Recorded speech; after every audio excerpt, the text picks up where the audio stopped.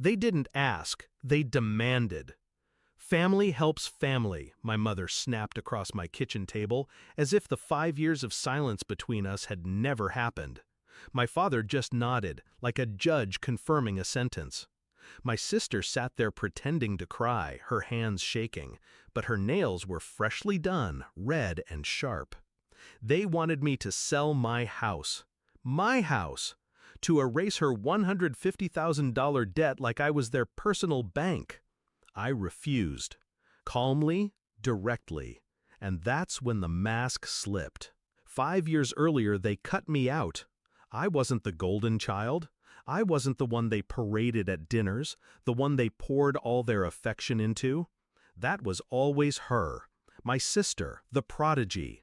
My parents invested everything in her and treated me like background noise. When I left to build a life on my own, they made it clear. I was done. No calls, no support, no family. I survived anyway, worked, saved, built. I bought this house with my own hands and money, brick by brick, paycheck by paycheck. So when they reappeared, suddenly remembering I existed, I knew exactly what they wanted. Not me, not my life, my house. At first, I thought no would be enough. But days later, I came home to destruction.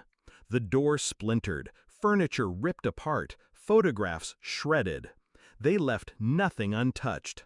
My sanctuary violated by the very people who told me I was nothing. The rage should have broken me. Instead, it sharpened me. Because what they didn't know was what this house really was. This wasn't just a home. It was protected. Every wall wired, every room watched. Hidden cameras, silent alarms, backup feeds cloud-stored off-site. I had built it that way after they abandoned me. Paranoid maybe, but safe. So when they broke in, every movement was recorded. Every smashed plate, every slur they spat about me, every laugh. They thought they were untouchable, but I had the truth, time-stamped and undeniable. I didn't confront them immediately. That's what they expected. Rage, tears, begging. Instead, I documented everything. Quietly. I met with my lawyer. I handed over the footage. We drafted restraining orders, pressed charges. Property damage, trespassing. But I didn't stop there. I knew their weaknesses. My father's reputation as a respected businessman. My mother's charity events, all about image. My sister's upcoming wedding to a man who thought he was marrying into a perfect family. I sent copies of the footage to the fiancé, to the charity board, to business partners. No words, just the truth. I didn't need to explain. The videos spoke louder than I ever could. The fallout was swift. My father's partners pulled away. My mother was dropped from her committee chair pending review. My sister's fiancé walked out, ring left on the counter, after watching her kick down my door in heels. They tried to spin it, of course.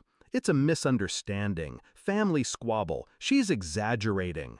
But the footage rolled on screens in private rooms, and the truth spread faster than their lies. When they came back, this time it wasn't to demand. It was to beg.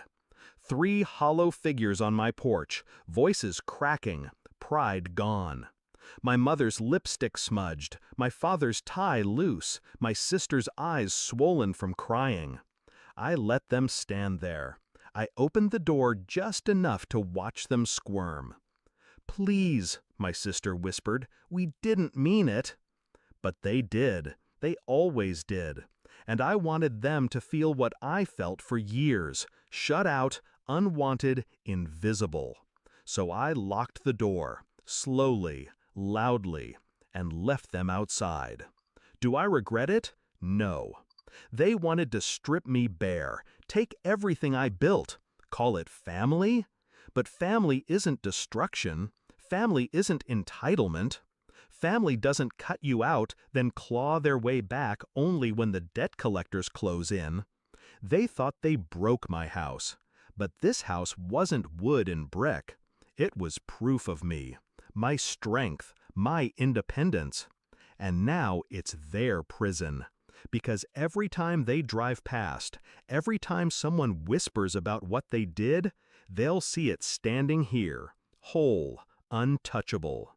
They destroyed everything inside that day, but they didn't know this house was already a weapon, and I used it to bury them.